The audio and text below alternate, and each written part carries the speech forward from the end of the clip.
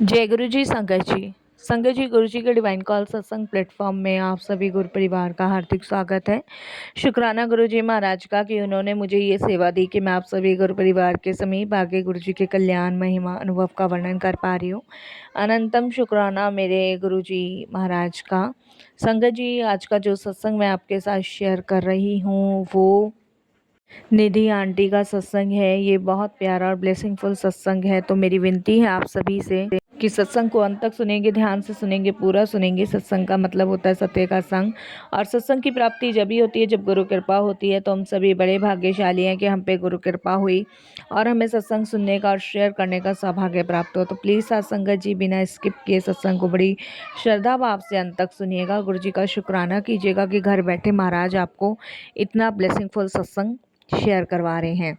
इसके अलावा अगर आप भी अपने सत्संग अनुभव शेयर करना चाहते हैं तो हिंदी में साफ राइटिंग में आप अपना सत्संग लिखकर हमारी जीमेल आईडी पर सेंड कर सकते हैं, ताकि आपके द्वारा सुनाए गए सत्संग से जो भी गुरुजी महाराज की नई जुड़ने वाली संगत है उन्हें गुरुजी के कल्याण महिमा अनुभव के बारे में ज़्यादा से ज़्यादा पता चलेगा। सत्संग आपको पसंद आए तो आप इसको लाइक कीजिए, चैनल को सब्सक्राइब कीजिए, वीडियो को ज़्यादा से ज़्यादा संगत में शेयर ज़रूर कर दीजिएगा। बेल आइकन दबाना बिल्कुल भी नहीं भूलिएगा, जब भी कोई लेटेस्ट सत्संग आएगा उसका नोटिफिकेशन आपके पास आएगा। तो चलिए संगत जी, चलते हैं निधि आंटी के सत्संग की ओर।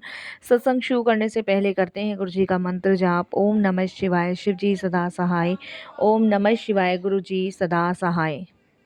जय गुरु जी। संगत जी सबसे पहले गुरु जी महाराज के चरणों में कोटि कोटि नमन। सारी संगत जी को जय गुरु जी। आज गुरु जी महाराज की कृपा से शुक्राना सत्संग शेयर करने का मौका मिला, तो बहुत बहुत शुक्राना गुरु जी का। संगत जी, बिना गुरु जी की कृपा और उनकी मर्जी से ना हम सत्संग शेयर कर सकते। और कहते हैं ना कि जब उनकी दृष्टि, उनकी कृपा हम पर हो जाए तब हम उनका गुणगान, उनका वर्णन कर सकते हैं। तो आज ये मौका मुझे दिया गुरुजी ने, तो बहुत बहुत शुक्राना गुरुजी।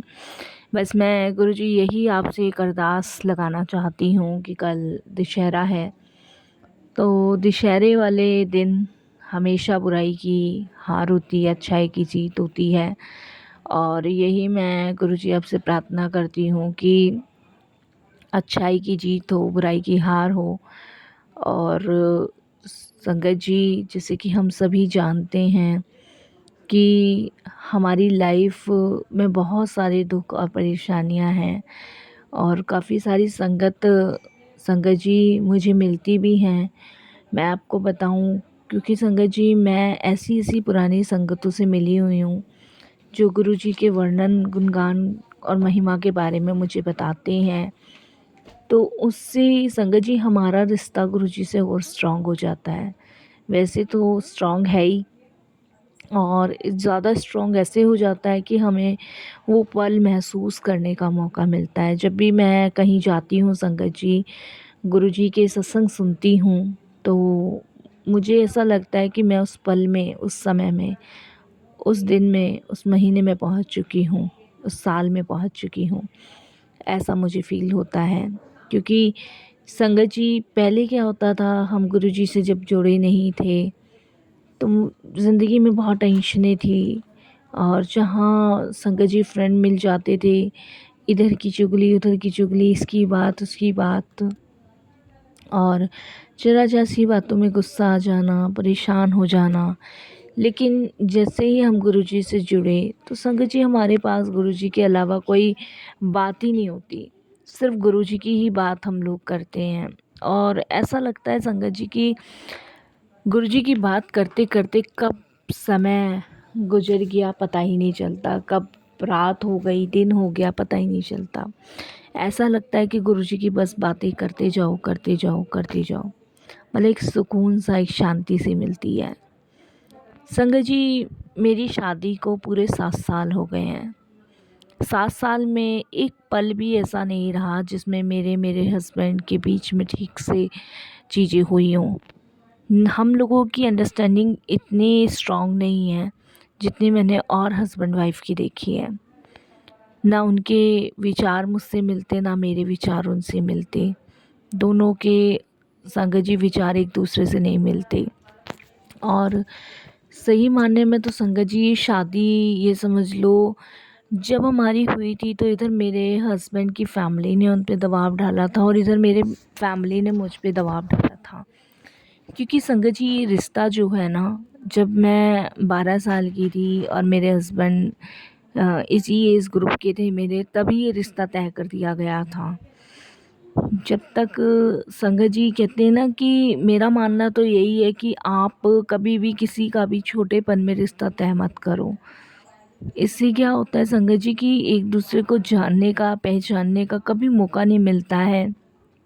और बस यही जीवन में मेरे हुआ कि मेरी फैमिली और इनकी फैमिली ने, जब हम एज ग्रुप के थे तब ये शादी तय कर दी थी। और मेरी इच्छा थी संगत जी कि मैं पढ़ना चाहती थी, और मेरे हस्बैंड तो उस समय संगत जी पढ़ाई कंप्लीट करके अपना कुछ कर रहे थे, जॉब वगैरह, बट मैं पढ़ना चाहती थी। और संगत जी मेरी पढ़ाई भी छूटी शादी के चक्कर में, और जो ड्रीम्स थे वो भी ख़त्म हो गए।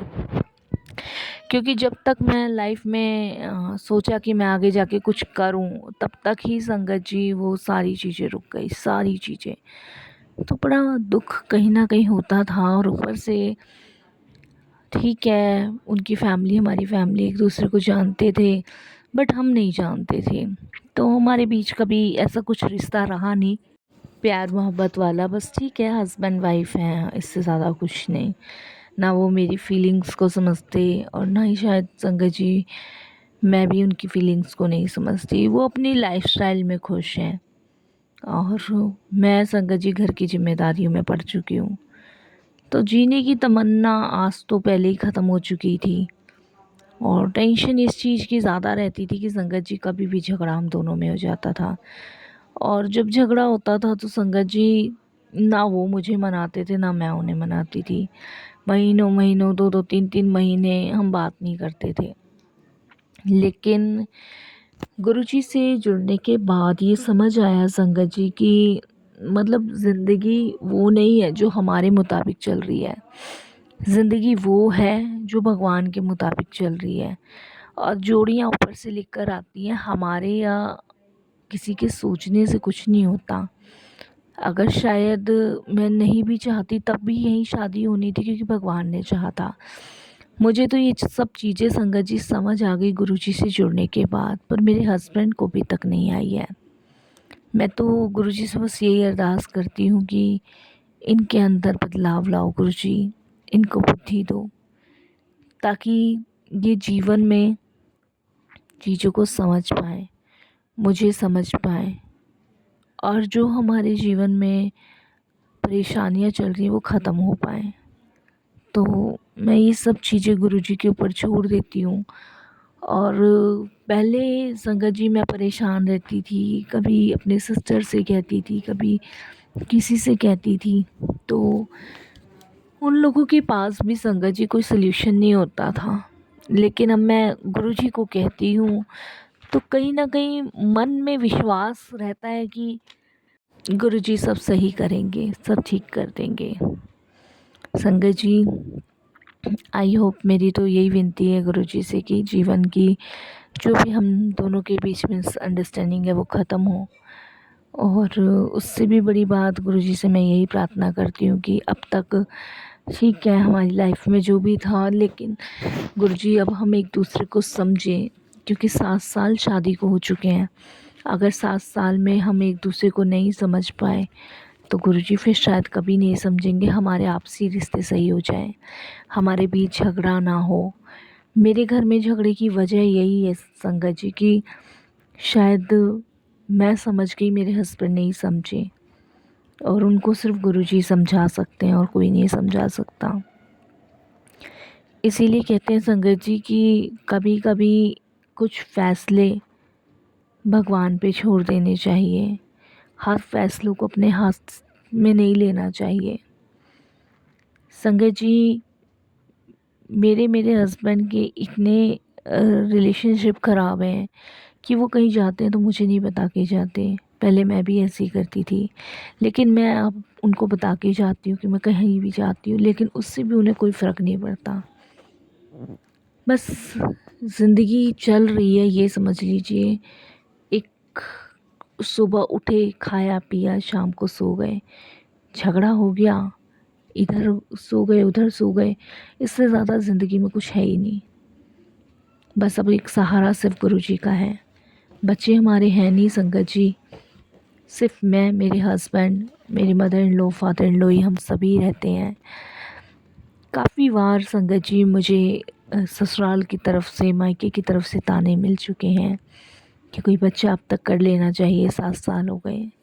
सबको लगता है कि हम में कुछ कमी है, मेरे मायके वालों को मेरे हस्बैंड में, मेरे ससुराल वालों को मुझ में।